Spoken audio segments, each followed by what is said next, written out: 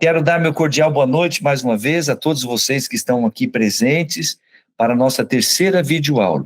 O tema de hoje é muito importante e a gente vai continuar essa jornada de conhecimento da Bíblia, avaliando a Bíblia num primeiro momento olhando de fora, como fizemos nas duas videoaulas anteriores.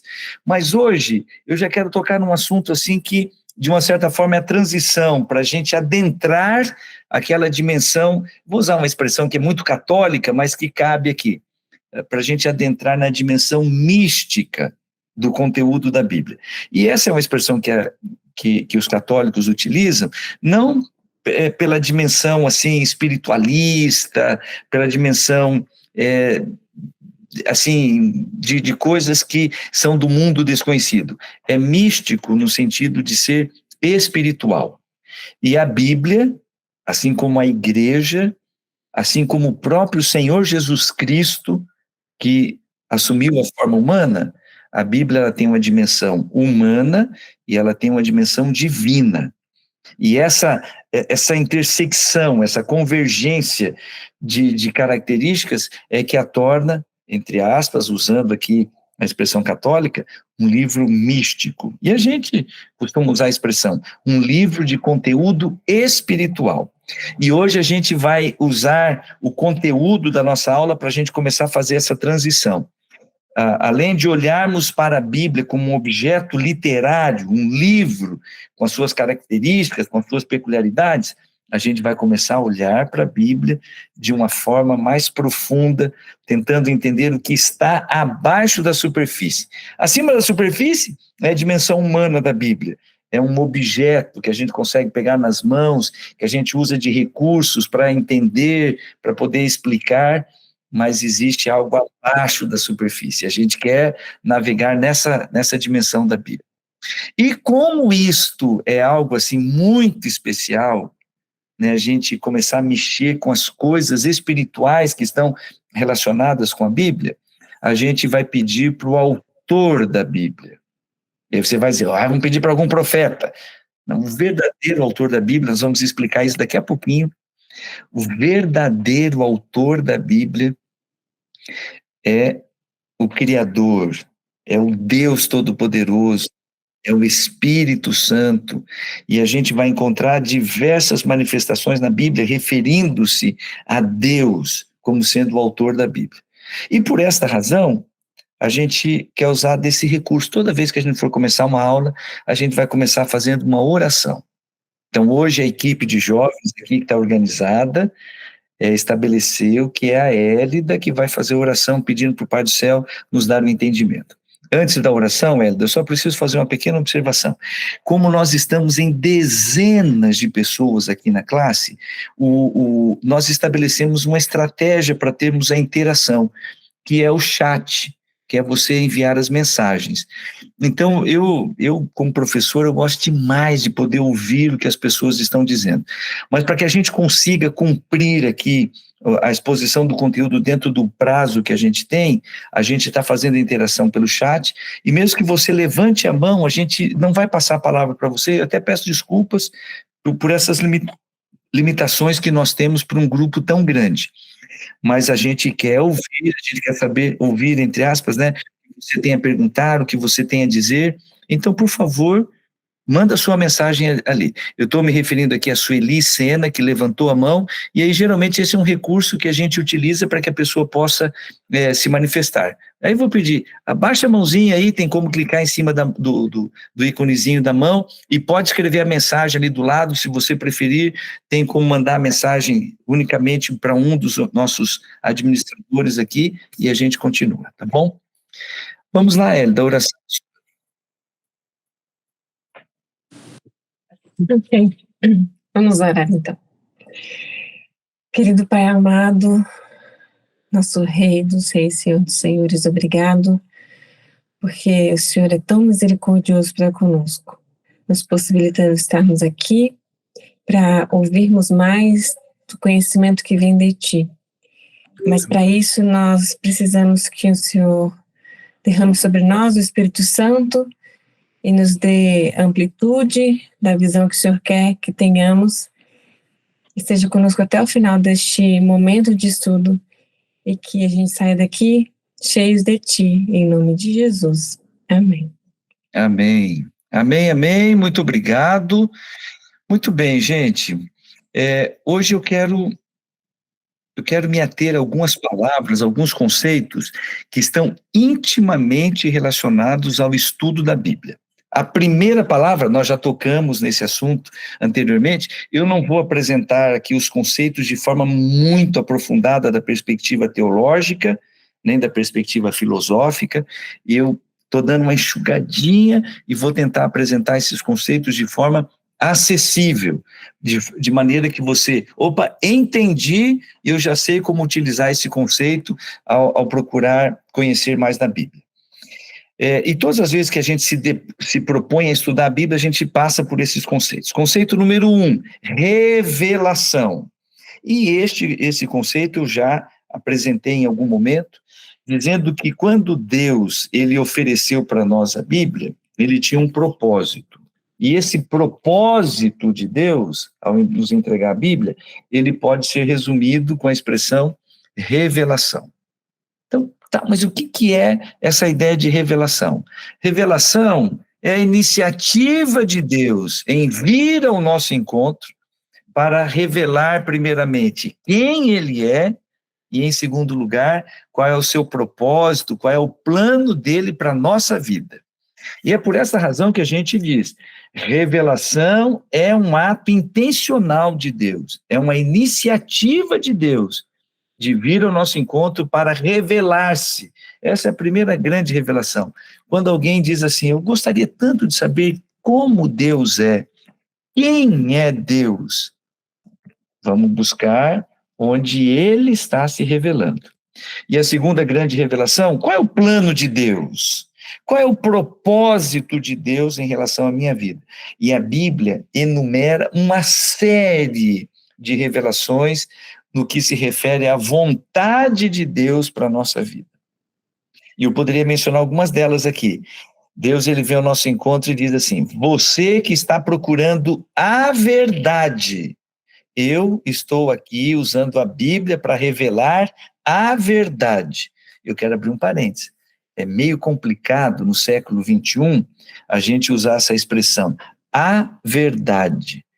Porque é muito mais, diríamos assim, é muito mais popular, é politicamente correto se eu usar a expressão uma verdade. Então, eu estou me aproximando da Bíblia e eu tomei posse da revelação de uma verdade. Olha, independentemente que isso seja politicamente correto ou não, a Bíblia não interpreta dessa maneira. A Bíblia não se apresenta dessa maneira. A Bíblia não tem a preocupação de ser politicamente correta. Eu sei que alguns vão receber isso como uma notícia, mas é verdade. A Bíblia ela vem para ser enfática. E aí Deus ele vem ao nosso encontro dizendo, eu tenho algo muito importante para revelar para você que está em busca da verdade. Eu vou apresentar a verdade. Eu não vou apresentar uma verdade. Mas de todas as revelações que Deus ele quer nos oferecer, a maior delas, no seu plano, no seu maravilhoso plano, a maior delas é, eu quero revelar o caminho da salvação. Eu venho ao encontro de vocês para mostrar como você pode se salvar, porque eu quero que você viva comigo para sempre na eternidade. Quando eu toquei nesse assunto, eu fiz questão de mencionar que esse é um ponto em comum entre todas as grandes religiões do mundo. Se você for lá na Índia, no meio daquele monte de ensinos, dos livros sagrados que eles têm e tudo mais, você vai encontrar uma proposta para dizer, aqui eu encontrei o caminho da salvação. O budismo, que é uma religião sem Deus, o budismo também propõe uma caminhada para que você alcance a luz, ou o nirvana, que é a expressão que eles usam para se referir ao paraíso, onde a pessoa pode chegar e não precisa se reencarnar mais. Pois não é que a palavra de Deus toma a iniciativa de vir até nós, ele diz, eu tenho um plano maravilhoso para a sua vida, eu quero revelar para você o caminho da salvação. Vou resumir. A Bíblia é a grande revelação de Deus para nos apresentar dois tesouros maravilhosos. O primeiro, quem é Deus? Como é Deus? Deus utiliza a Bíblia para revelar-se à humanidade. Segunda grande revelação, nós encontramos na Bíblia o plano de Deus para a nossa vida. E a gente acaba descobrindo, dentre tantas coisas maravilhosas, que Deus planejou a nossa salvação. Então, repetindo, para eu avançar. Conceito número 1, revelação. É a iniciativa, é a ação de Deus de vir ao nosso encontro para revelar o seu caráter e para revelar para nós o seu plano de salvação. Ponto. Segundo conceito, muito importante. A Bíblia, ela não foi produzida por vontade humana. Praticamente todos os livros, eles são frutos de uma decisão, de uma intencionalidade humana. Eu tenho muita vontade de escrever livros, nunca escrevi nenhum, assim, que possa ter sido ocupado um formato de livro e ser publicado, quem sabe ainda vou ter esse privilégio, mas eu admiro muito aquela pessoa que de forma assim, intencional, planejou, sentou, escreveu um livro, esse livro foi publicado e ele saiu abençoando a vida de muitas pessoas. A Bíblia não foi assim, não foi um profeta que disse assim, puxa vida, hoje eu não tenho nada para fazer. Ou ele disse, eu gosto tanto de escrever poesias, eu vou resolvi aqui que eu vou escrever um livro da Bíblia em formato de poesia, para que eu fique famoso, para que eu ganhe dinheiro, seja lá qual for o objetivo. Eu quero ler com você 2 pequenos textos da Bíblia para enfatizar este aspecto, a origem da Bíblia, o que está por trás da ação de um profeta. Porque a gente diz, a Bíblia foi escrita por aproximadamente 40 profetas, e nós nos referimos a eles como autores, aqueles que escreveram os livros. Então a gente usa a expressão, quem é o autor do livro do Evangelho de Lucas?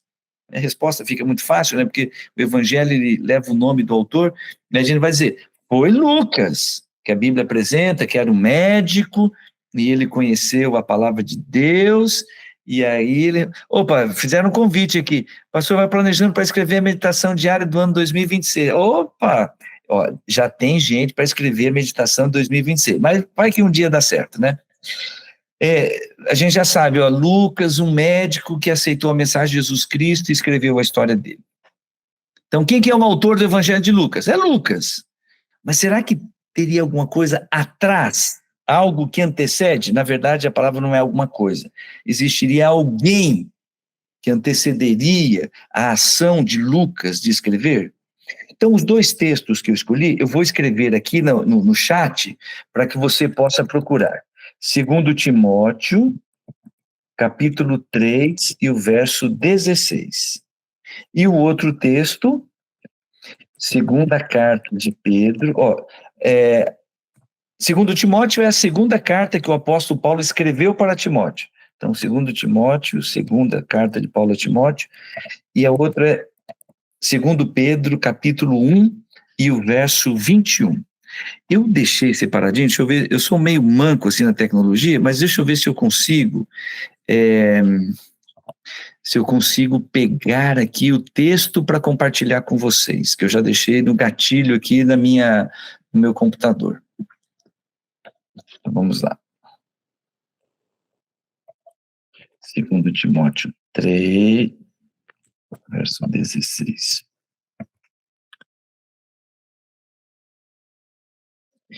Se você consegue acompanhar aí pela sua Bíblia, ótimo. Se não, você pode acompanhar aqui pelo chat. Vamos lá. Coloquei aqui do lado. 2 Timóteo. Tiaguinho, valeu, cara. O Tiago já colocou na nova versão transformadora. Muito obrigado. Se alguém puder já procurar, eu estou utilizando aqui a nova versão internacional, mas pode ser a nova versão transformadora também. Eu vou ler aqui o que eu compartilhei com vocês. Será que eu já compartilhei ou não? Deixa eu dar agora acho que foi. Toda a escritura é inspirada por Deus e é útil para o ensino, para a repreensão, para a correção, para a instrução na justiça. E no verso 17 diz, para que o homem de Deus seja apto e plenamente preparado para toda boa obra. O que eu quero destacar aqui é a primeira frase. Toda a Escritura é inspirada por Deus. Foi traduzido dessa maneira, inspirada por Deus. Se a gente tivesse que encontrar uma palavrinha em português, uma ação que pudesse representar aquilo que Deus estava fazendo quando ele inspirou os profetas, a palavrinha seria soprada. E eu colocaria, então, vou usar essa palavrinha só para exemplificar o conceito de inspiração. Eu já estou dizendo aqui qual que é a palavra. O conceito número 1 é revelação, conceito número 2 é inspiração. Então, olha só, toda a Escritura foi soprada por Deus para os profetas. E ela é útil para o ensino, para a repreensão e tudo mais. Lá em 2 Pedro, capítulo 1, vamos colocar, não sei quem me ajudou, mas eu vou colocar aqui o verso 20 antes do 21. Vou usar novamente aqui a Nova Versão Internacional, 2 Pedro, capítulo 1, verso 20 e 21. Eu leio aqui na minha Bíblia, e já coloquei aqui no chat para vocês. Toda a Escritura, repetiu aqui, aqui. Antes de mais nada, saibam que nenhuma profecia provém de interpretação pessoal. Não saiu o verso 21, deixa eu pegar aqui o verso 21. Vou repetir o texto todo e daí eu colo ali de novo. Antes de mais nada, saibam que nenhuma profecia da Escritura provém de interpretação pessoal, pois jamais a profecia teve origem na vontade humana, mas homens falaram da parte de Deus, impelidos pelo Espírito Santo. Uma outra versão diz, movidos pelo Espírito Santo. Então, juntando 1 Pedro, capítulo 1, verso 20, e depois o verso 21, a gente tem aqui, vou repetir, acima de tudo, saibam que nenhuma profecia nas Escrituras surgiu do entendimento do próprio profeta, nem de iniciativa humana. Esses homens foram impulsionados pelo Espírito Santo e falaram da parte de Deus. Tá, qual é o conceito que a gente tem quando a gente pega esses dois textos? O apóstolo Paulo dizendo a Timóteo, toda a Escritura é inspirada por Deus. E o apóstolo Pedro escrevendo, saibam que nenhuma profecia, ela é de iniciativa própria, não é da vontade humana. Mas homens santos, a minha versão diz, mas homens santos, homens muito especiais, eles foram movidos, eles foram impulsionados pelo Espírito Santo, e eles escreveram aquilo que eles receberam de Deus. Inspiração, e repito, eu não estou sendo aqui profundamente teológico nem filosófico, estou colocando aqui de maneira simples. Inspiração é a ação de Deus em soprar, em compartilhar com o profeta uma mensagem que ele deseja que chegue a todos nós como seus filhos. Então vamos lá. A inspiração é a ação de Deus para compartilhar com o profeta uma mensagem que ele deve transmitir para nós. É por esta razão que na videoaula passada, eu confesso que eu estou na dúvida se foi na segunda ou na primeira aula, eu encerrei dizendo, a melhor tradução do original, da palavra original de profeta, seria porta-voz. Quem é o profeta? O profeta é aquele que recebeu de Deus uma mensagem e compartilhou esta mensagem com as pessoas. Compartilhou como? Escreveu a mensagem. E aí vem o detalhe, mas como é que Deus revelava essas mensagens para o profeta? Como é que ele inspirava? Como é que ele soprava esse conteúdo para o profeta? Então a gente já sabe que foi por obra do Espírito Santo. E nós reconhecemos o Espírito Santo como sendo Deus, a terceira pessoa da divindade. A expressão trindade não existe na Bíblia, mas a gente usa para tentar explicar, né, a pessoa de Deus, que sendo um Deus, ele se apresenta em três pessoas. Então o Espírito Santo, ele entregava. Como? Então a Bíblia relata a experiência dos profetas, de que alguns recebiam isso por sonhos, outros recebiam por visão, outros ouviam, e outros diríamos assim, sem essa manifestação tão sobrenatural, eu sei que pode aparecer como se a inspiração ela tivesse níveis, não é o que eu estou querendo dizer, mas imagina uma pessoa sonhar Deus chegando para ela e revelando uma mensagem. Poxa vida, isso é um negócio extremamente sobrenatural e era uma manifestação de Deus para fazer a revelação. O outro teve uma visão, ele não estava dormindo, ele estava acordado, mas num êxtase, assim, eu vou usar uma expressão aqui para simplificar, ele se desprende do contexto de tempo e espaço onde ele está, e agora ele tem uma visão, Deus está revelando para ele, de forma sobrenatural, alguma coisa. Mas alguns simplesmente ouviam, o profeta dizia, eu ouvi a voz de Deus dizendo. Mas outros, eles recebiam a mensagem pela impressão do Espírito Santo na sua mente. E alguns aqui vão, até por própria experiência, vão entender o que eu quero dizer. Deus, ele tem acesso à nossa mente, e o Espírito Santo, ele impressiona a mente da pessoa e revela alguma coisa que Deus quer que ele compartilhe. O ponto em comum, independentemente da maneira como Deus faz essa revelação, o profeta diz, eu fui inspirado por Deus. Deus soprou a mim uma mensagem, em sonho, em visão, ou por uma voz audível, na impressão da minha mente, eu recebi essa mensagem. E aí a gente encontra no decorrer da Bíblia inúmeras vezes o profeta escrevendo a seguinte expressão, assim diz o Senhor. Olha que coisa interessante. É como se fosse o atestado de que ele é um porta-voz. Ele tem uma mensagem para transmitir. Ele foi inspirado por Deus e agora ele vem dizendo, assim diz o Senhor.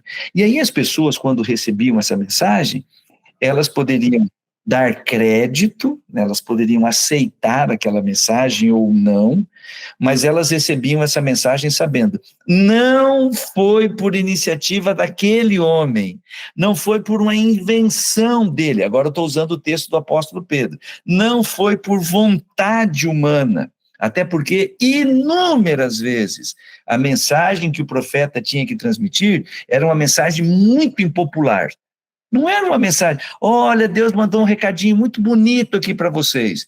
Algumas vezes era uma mensagem de advertência, era uma mensagem dura. Os líderes políticos, religiosos, eles rejeitavam aquela mensagem.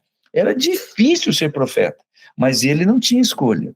Ele não ia inventar. Se ele estivesse inventando, ou se ele se propusesse a dizer uma mensagem por iniciativa dele, usando assim diz o Senhor, então esse camarada era um falso profeta. E aqui a gente encontra a diferença entre o falso profeta e o verdadeiro profeta. O falso profeta, a sua mensagem não tem a origem em Deus. Ele não é inspirado por Deus. Deus não soprou uma mensagem para ele. O verdadeiro profeta não é por iniciativa dele, ele recebe de Deus uma mensagem e ele compartilha essa mensagem. Alguns profetas não escreveram livros, mas todos aqueles que escreveram os livros da Bíblia eram profetas. Eles receberam de Deus uma mensagem e escreveram para que essa mensagem chegasse até nós. Deu para entender? Vou dar uma pausinha aqui para perguntar. Se você tem alguma observação, alguma dúvida, corre ali no chatzinho, escreve, porque antes de entrar para o próximo conceito, eu gostaria que você tivesse segurança. Eu, repito, não usei de profundidade teológica nem filosófica. Eu vim aqui apresentar de forma superficial o conceito de revelação, a iniciativa de Deus para vir ao nosso encontro, e ele se revela. Essa é a primeira grande revelação. Ele quer dizer para nós, que somos suas criaturas, quem ele é. A segunda grande revelação, ele apresenta para nós o plano de amor que ele tem para nós. E ele revela isso de inúmeras maneiras. Ele nos diz qual é a verdade, qual é a vontade dele para a nossa vida, e acima de tudo, ele revela-nos qual é o caminho da salvação. Então, isso é revelação. Segundo conceito, inspiração. E esse conceito é muito importante porque se nós crermos e aplicarmos esse conceito à Bíblia, então a gente não vai olhar para a Bíblia dizendo, como alguns dizem, eu não acredito na Bíblia porque papel aceita tudo. Então a gente vai dizer, eu acredito na Bíblia porque homens falaram movidos pelo Espírito Santo e eles receberam uma mensagem que Deus soprou para eles e eles escreveram essa mensagem. Então a gente diz, Esses homens foram inspirados por Deus, eles eram profetas, eles eram porta-vozes de Deus. Ponto. Esse é o conceito de inspiração. Agora vem a pergunta. Vocês são tão maravilhosos, eu acho que alguém já pensou, mas não quis falar. Mas agora tem espaço aqui para a gente falar sobre isso. Haveria alguma evidência, independentemente de que eu reconheça a Bíblia como ela tendo essa dimensão espiritual, essa dimensão divina, haveria alguma evidência para que eu olhasse para a Bíblia dizendo, não é um livro qualquer, a Bíblia é um livro diferente dos demais? Haveria alguma evidência? E eu quero dizer para você que não tem como a gente provar. É por isso que eu estou usando a expressão evidência. Em última instância, nós nos depararemos com as evidências e teremos que tomar uma decisão, crer ou não. E agora você já percebeu que crer envolve decisão.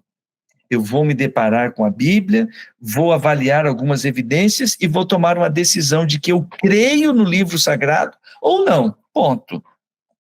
Então, algumas evidências. Eu fiz questão de anotar aqui, cada uma dessas evidências, elas nos dariam aí, pelo menos, uma videoaula. Mas eu anotei aqui algumas poucas. Uma delas tem uma questão histórica. A Silene já colocou o dedinho lá no coração da questão. Silene, muito obrigado por sua contribuição, e eu vou voltar nesse ponto que você acabou de colocar aqui no chat, tá bom? A Silene diz que uma das grandes evidências de que a Bíblia tem uma origem divina é que a Bíblia transforma as pessoas. Eu vou voltar nesse ponto. Mas a primeira é quando a gente olha para a trajetória da Bíblia, a maneira como Deus cuidou desse livro para que ele chegasse até as nossas mãos. E eu quero dizer para vocês, a Bíblia é o livro mais difundido, é o livro mais lido, mas definitivamente, ao longo da história, a Bíblia é o livro mais perseguido. Gente, não houve nenhum livro na história da humanidade que tenha sido tão perseguido quanto a Bíblia.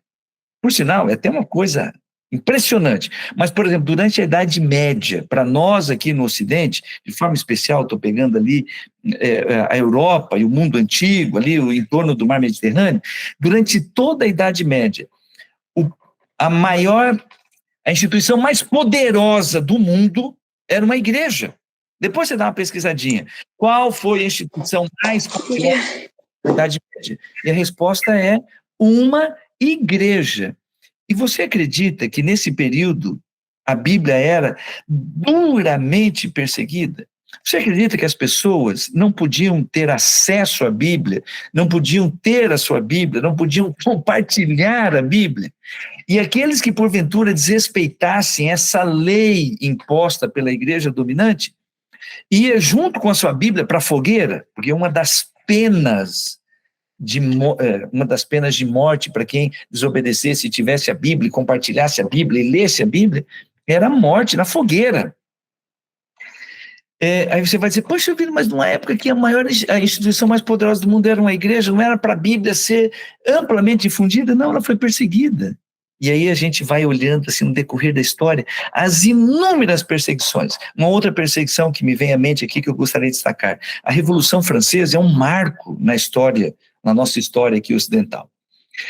A tomada de Bastilha, definitivamente, que foi a data utilizada para representar a Revolução Francesa, é um marco na história. E a França foi o primeiro país a se declarar um país ateu. Eles colocaram lá na Constituição dele, nós não acreditamos em Deus. Mas tinha muita gente que acreditava e tinha a Bíblia nas mãos. E eles levantavam pilhas em praça pública, pilhas de Bíblia, e queimavam as Bíblias. Qualquer dia eu vou contar a história, tá? Mas um camarada, um filósofo francês chamado Robespierre, ele disse o seguinte, vai chegar um momento em que a Bíblia vai entrar em descrédito, o cristianismo vai desaparecer. Foi preciso 12 homens para espalhar essa mensagem pelo mundo, e esse livro é considerado livro sagrado, porque nós vamos acabar com tudo isso daí. E depois de algum tempo, isso aqui é uma coisa impressionante, depois de algum tempo, a Sociedade Britânica Estrangeira precisava de um depósito de Bíblias lá em Paris. E eles encontraram uma casa que era um patrimônio histórico muito importante, de um filósofo que tinha participado na Revolução Francesa. Adivinha de quem que era a casa? Do camarada que falou que ele ia ser um dos responsáveis por fazer a Bíblia desaparecer. Pois esse camarada passou e foi embora, mas a Bíblia permaneceu.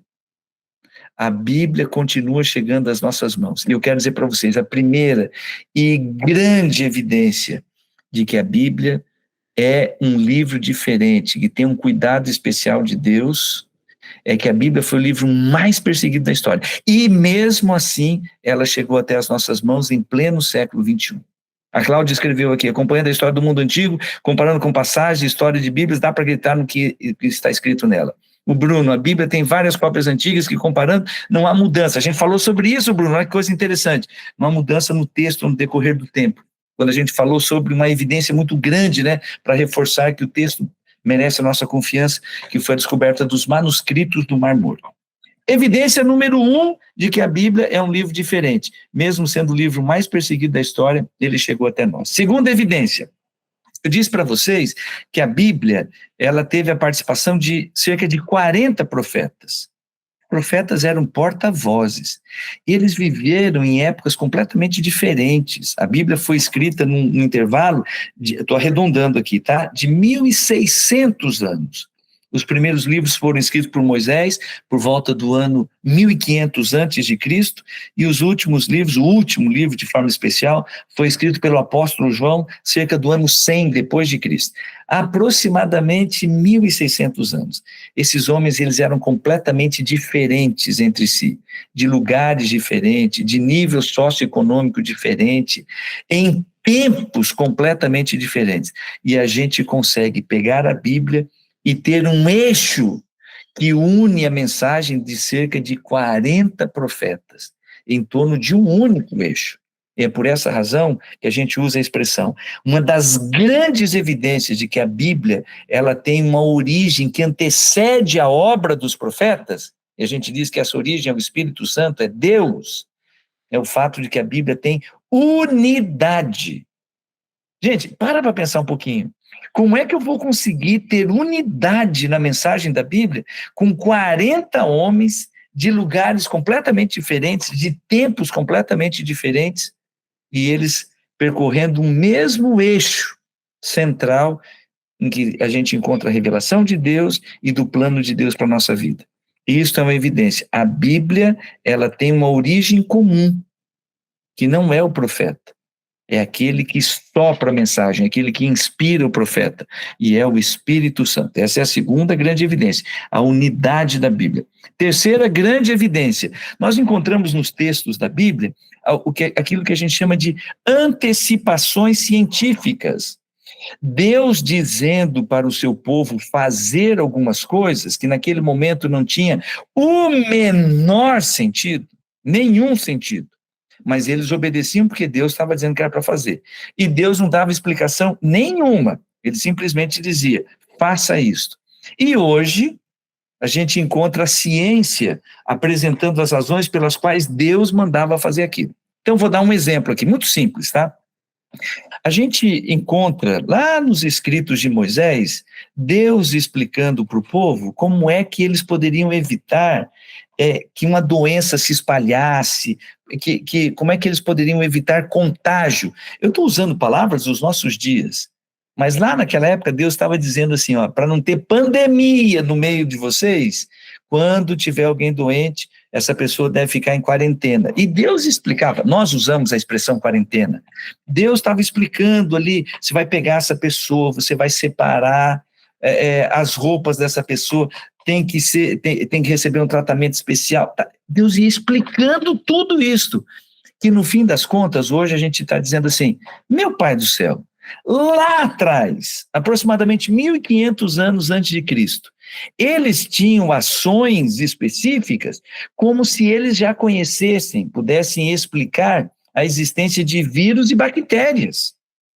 Só que, meus queridos, 1500 anos antes de Cristo, não havia nenhuma civilização que tivesse algum recurso tecnológico, alguma ideia mirabolante para explicar a existência de vírus e bactérias e contágios de doenças, contaminações coletivas, verdadeiras pandemias.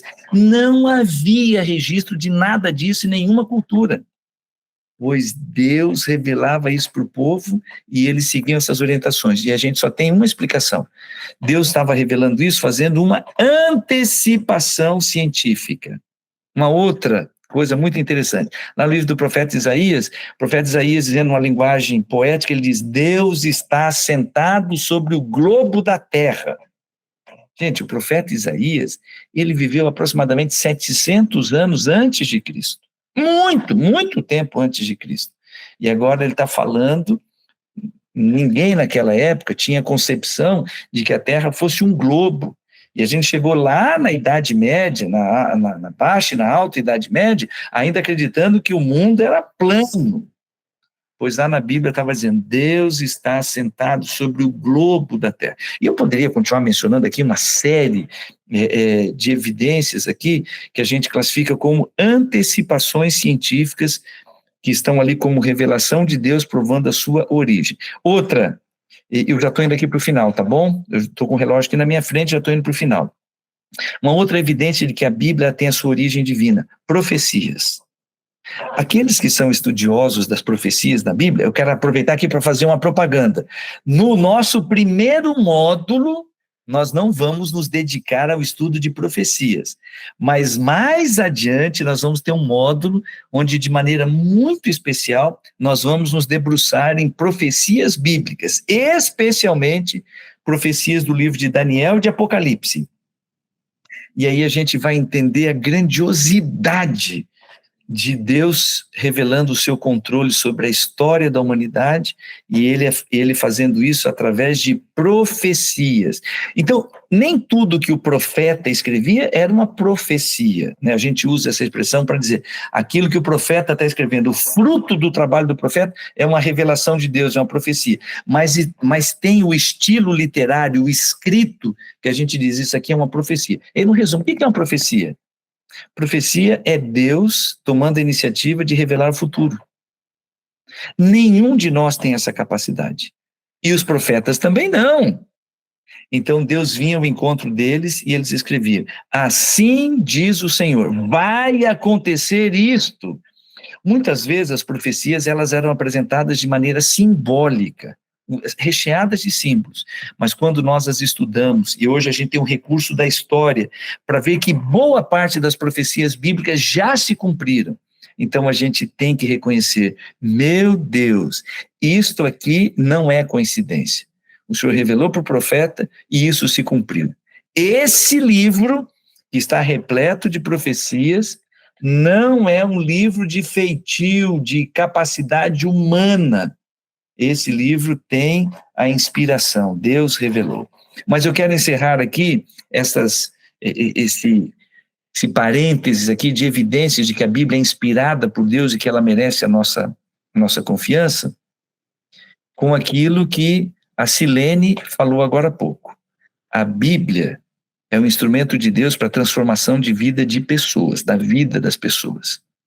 Amigos, eu comentei com vocês que eu sou um pastor, eu sou um pregador do Evangelho e uso a minha vida e o meu ministério para compartilhar a mensagem da Bíblia com o maior número possível de pessoas que estejam ao meu alcance. E eu já estou fazendo isso há 28 anos, sou pastor há 28 anos.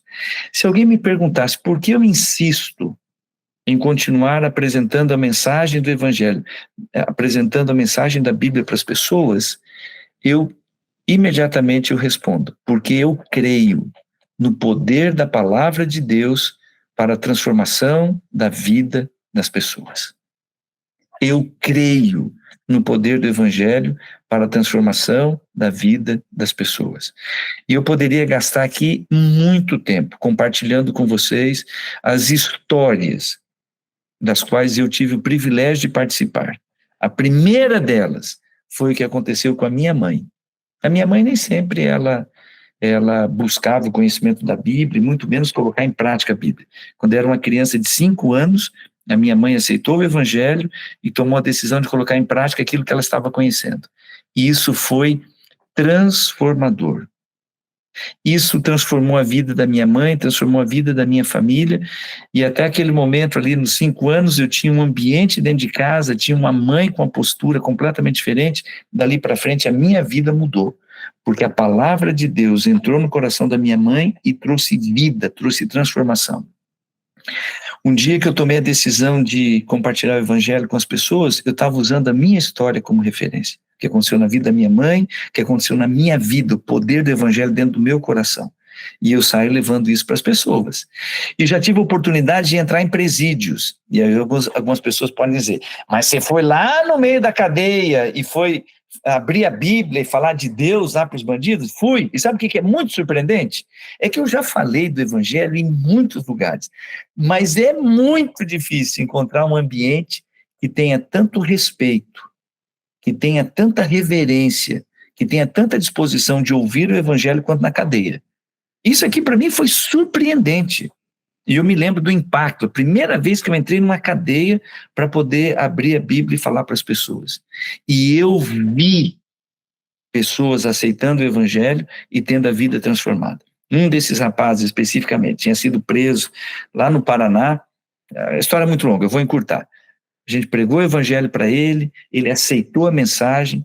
Pouco tempo ele foi transferido lá do presídio onde ele estava, no noroeste do Paraná, foi para o centro do estado, uma colônia penal.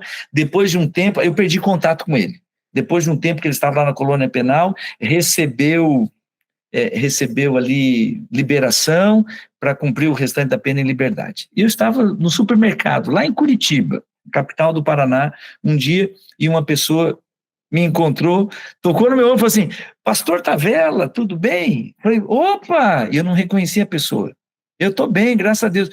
Não estou lembrando de você, me ajuda? Eu falei, eu sou fulano de tal.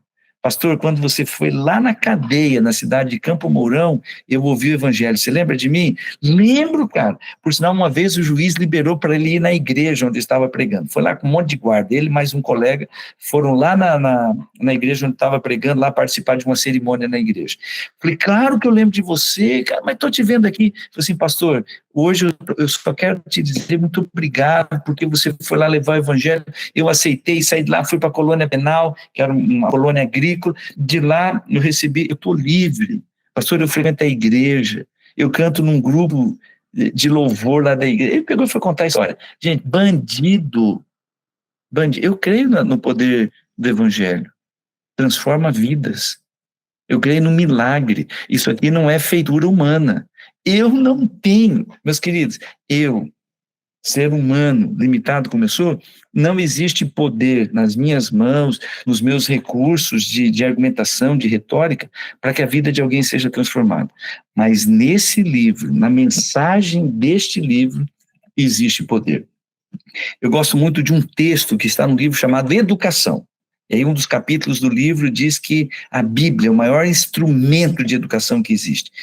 E aí a autora do livro diz que o mesmo poder criador que havia na palavra de Deus quando ele criou esse mundo, ainda está presente na palavra de Deus para criar novas criaturas. Essa é a expressão que o apóstolo Paulo usa, 2 Coríntios capítulo 5, verso 17.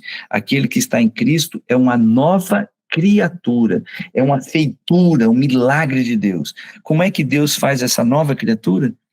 Usando o poder da palavra.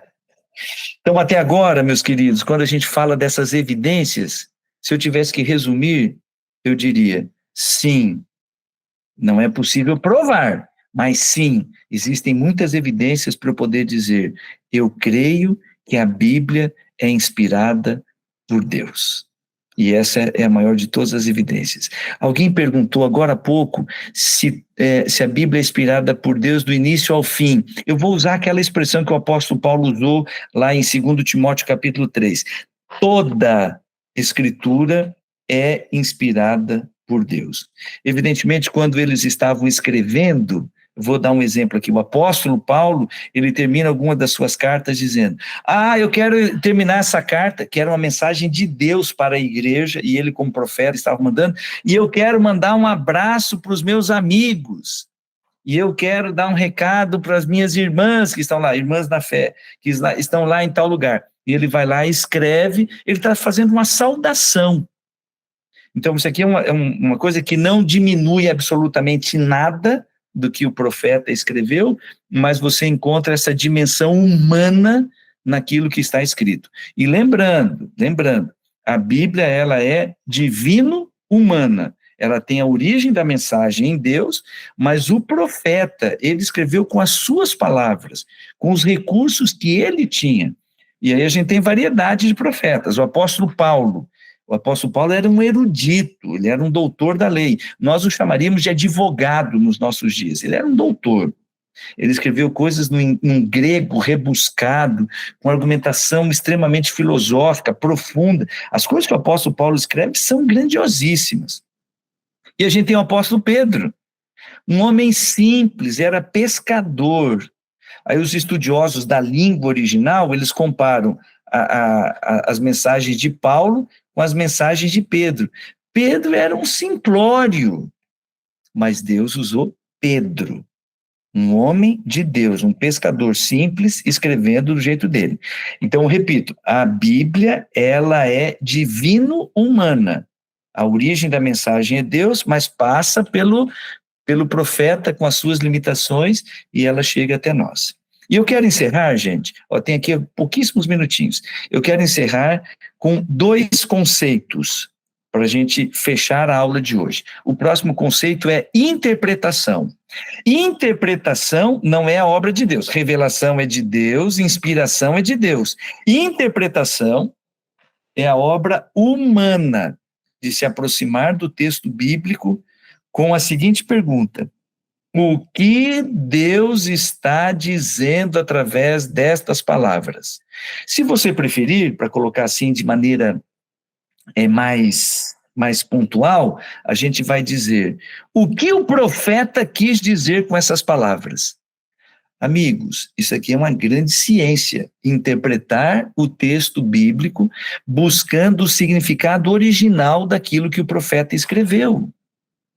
Vou pegar um exemplo aqui, o tempo está bem curtinho, e eu planejei alguns exemplos, mas eu vou encurtar aqui rapidamente.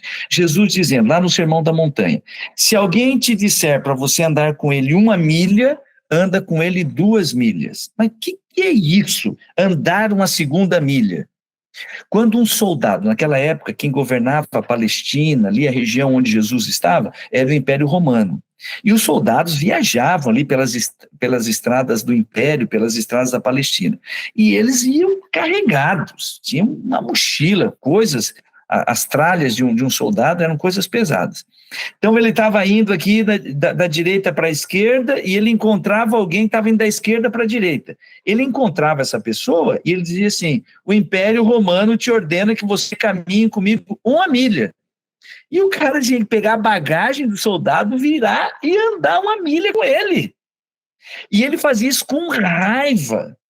O Império Romano estava dominando, eles eram duros, eles eram exploradores. Agora vem um miserável, um soldado, e ele vem e fala assim, de acordo com a lei do Império Romano, eu exijo que você ande comigo 1 milha.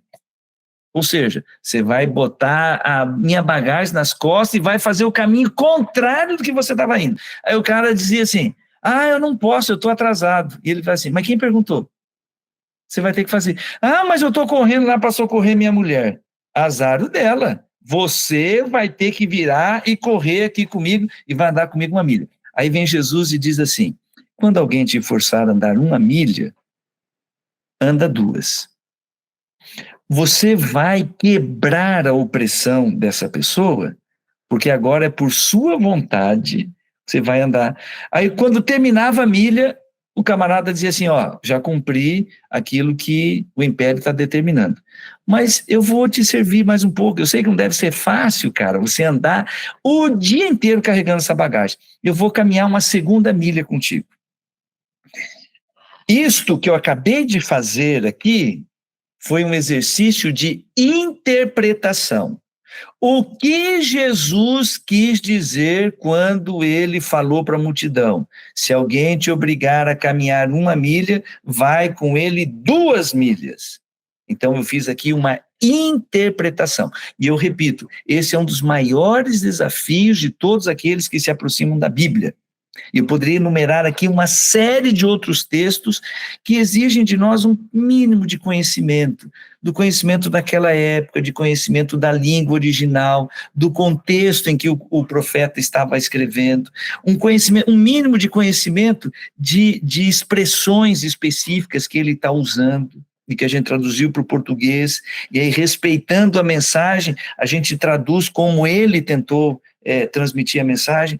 Diante desse desafio, a gente acaba descobrindo, puxa vida, eu preciso de ferramentas, eu preciso de recursos para que eu possa interpretar a Bíblia. Vou repetir o conceito: interpretação da Bíblia é a ação humana de se aproximar do texto para descobrir aquilo que o profeta estava dizendo com aquela mensagem. Esse é o primeiro desafio. O que Deus estava querendo dizer quando mandou o profeta escrever aquilo? E agora vem, para a gente encerrar, e já acabou meu tempo, já deu 9 horas aqui. E para a gente encerrar, eu quero dizer o último conceito, que é aplicação. Eu pego o texto e vou interpretá-lo. E agora, em cima da interpretação, eu preciso aplicar o que Deus quer me revelar com aquelas palavras, eu tenho que aplicar isso na minha vida. Vou pegar o exemplo aqui. Gente, como é que eu vou aplicar isso aqui na minha vida? Se alguém te obriga a andar 1 milha, vai com ele 2. O que Deus está pedindo para eu fazer? Porque Jesus disse isso aos seus discípulos. Eu sou um discípulo de Jesus. Qual é a mensagem que Deus quer transmitir para mim com estas palavras? Qual é o princípio do reino de Deus que está por trás dessa mensagem? Então, a Bíblia, ela foi escrita há tanto tempo e a sua mensagem é universal. O que significa dizer que a sua mensagem é universal? É para todos os lugares, em todos os tempos, para todas as pessoas. Como é que um livro escrito lá no Oriente Médio, de forma mais específica, lá no mundo antigo, há tanto tempo pode ser útil para nós hoje? Ele vai continuar sendo vivo e útil para nós se nós conseguirmos interpretar e tirarmos dessa interpretação algo para aplicar à nossa vida. É esse o desafio. Quando uma pessoa toma a Bíblia nas mãos dizendo, eu creio que esse livro foi inspirado por Deus e que é uma mensagem de Deus para mim, meu primeiro desafio é interpretar o que ele quis transmitir com essas palavras. E, em segundo lugar, colocar em prática na minha vida. Pegar uma das frases mais conhecidas da Bíblia. O Senhor é o meu pastor e nada me faltará. Como é que eu posso interpretar isso daqui? O autor desse texto, é o Salmo 23, era o rei Davi. O rei Davi era um pastor de ovelhas. E agora ele se coloca como ovelha, dizendo que o Senhor Deus, o Eterno, é o seu pastor. Então ele vai lá e diz, o Senhor é o meu pastor e nada me faltará. Por que ele diz que nada vai faltar para ele? Porque ele, como pastor de ovelhas, ele fazia isso com as suas ovelhas. Ovelha nenhuma morre de ansiedade, porque ela não está preocupada com o dia de amanhã, o que ela vai comer, se ela vai estar protegida do lobo ou coisa parecida, porque o pastor faz isso. Então agora ele, como ovelha, diz, o Senhor é o meu pastor e eu tenho tudo que eu preciso. Porque se eu, humano, como eu sou, eu faço tudo que eu faço pela minha ovelha, imagina o Pai do céu sendo meu pastor, o que ele não vai fazer por mim? Então eu tenho o privilégio de dizer, o Senhor é o meu pastor. Eu estou interpretando e eu estou aplicando isso para a minha vida. Repetindo e encerrando, 4 conceitos que a gente tem que entender quando a gente se aproxima da Bíblia. Revelação é uma ação de Deus em revelar o seu caráter e o seu plano de salvação para nós. Inspiração é a ação de Deus em soprar para os profetas a sua mensagem, e o profeta vai e escreve, e agora ele, como porta-voz, ele transmite dizendo, assim diz o Senhor. E aí a gente tem muitas evidências de que a mensagem da Bíblia, ela realmente é inspirada por Deus, porque aquilo que os profetas fazem está antecedido pela obra do Espírito Santo. Eu apresentei 5 evidências aqui nesta noite para vocês. Não é prova, é evidência. E eu olho para essas evidências e eu escolho crer que a Bíblia é a palavra de Deus. Terceiro conceito, interpretação. Interpretação é uma ação humana de se aproximar do texto perguntando, o que um profeta quis dizer com essas palavras? Eu tenho que interpretar o texto. E aí o quarto e último conceito, a aplicação. Eu entendo aquilo que o profeta quis dizer, aquilo que Deus está revelando. E agora eu vou aplicar esta mensagem para a minha vida. Ela vai ter significado especial para mim e eu vou colocá-la em prática. Pela bênção, pela graça de Deus, eu vou colocá-la em prática. Tiago, perguntando aqui para a gente encerrar, a inspiração é apenas ouvir ou outros métodos como sonho? Mencionei isso aqui, Tiago. A Bíblia insistentemente diz que Deus ele se vale de alguns recursos para que o profeta receba a mensagem. Pode ser sonhos, podem ser visões, pode ser voz mesmo, o profeta dizendo, eu ouvi Deus dizendo, e pode ser Deus colocando lá na mente dele, impressionando a mente dele com a mensagem que ele vai, com as suas próprias palavras, transmitir. Aí o profeta recebe de Deus, né, o Espírito Santo soprando a mensagem, e ele vai e escreve. Não é apenas sonho, não é apenas visão. Ok? Meus queridos, foi uma satisfação enorme, estamos encerrando aqui. Tiagão, deu certo para fazer a enquete? Conseguiu jogar lá no grupo? O pessoal já respondeu? Abre o microfone aí, Tiago, que eu não consegui entender a mímica. Vou soltar agora, na sequência. Então tá bom, pessoal. Vai estar lá. Na prévia que nós tivemos aqui, o pessoal respondendo pelo chat, a princípio nós teremos um encontro na próxima segunda-feira, mesmo sendo final de semana aí do feriadão do carnaval, mas a gente vai confirmar isso a partir da enquete que você vai responder e a gente vai informar para você por e-mail, lá no Instagram e especialmente pelo grupo do WhatsApp. Tá bom? Eu quero dizer para vocês que com a aula de hoje nós estamos encerrando o primeiro bloco, a primeira parte deste módulo. São 3 aulas introdutórias, que a gente usa a expressão Introdução Geral à Bíblia, e a partir do nosso próximo encontro nós vamos inaugurar alguns temas que vão ser muito especiais. Algumas pessoas, elas estarão junto conosco, eu vou apresentar a aula do lado de alguém, ou a pessoa aqui na tela, e a gente vai dialogando e você vai poder acompanhar, e alguns temas eles vão ser explicados com os textos da própria Bíblia, então a gente vai inaugurar uma nova fase. Mas para avançarmos, nós vamos compartilhar com vocês os 3 textos com um resumo, com um esboço dessas 3 videoaulas. E nós vamos compartilhar com você um link para você responder um quiz.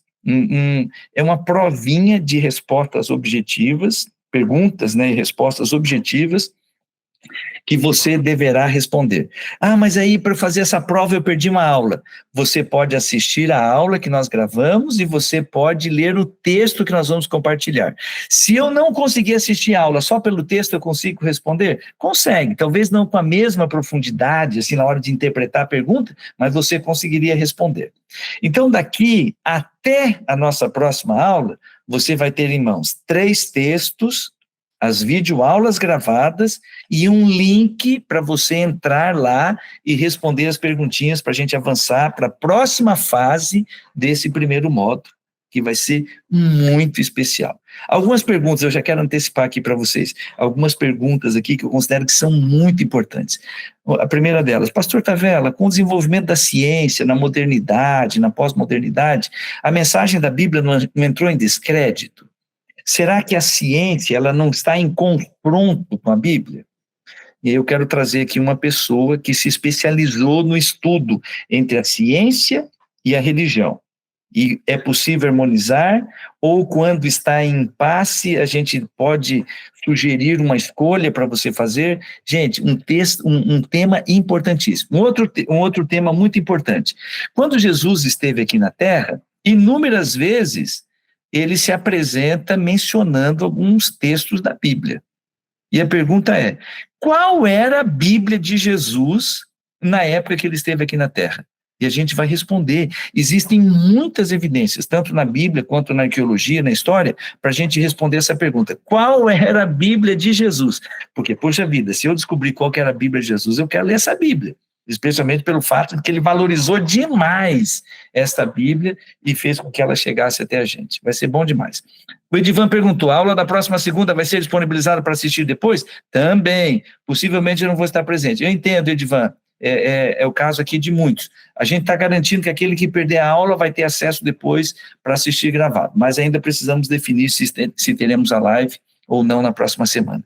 Meus queridos, uma satisfação ter estado com vocês. Tiagão, eu queria repetir para aqueles que estão chegando hoje: o Tiago, ele que é o pai dessa criança, o idealizador desse projeto, montou uma equipe maravilhosa, me deu a honra de ser convidado para ser o professor aqui nas aulas.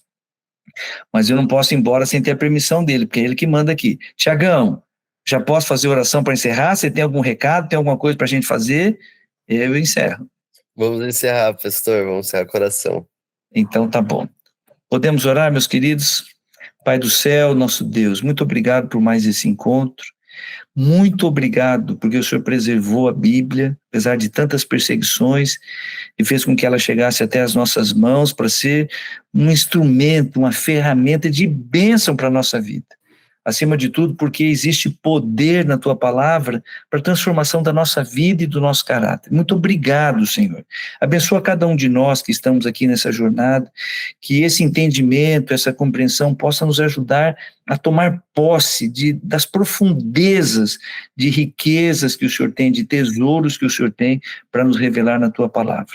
Abençoa cada um de nós aqui e de forma muito especial, Pai amado, abençoa aqueles com quem nós queremos compartilhar essa mensagem, que nós também, assim como aconteceu com os profetas, que nós possamos ser porta-vozes da sua mensagem para abençoar a vida de outros.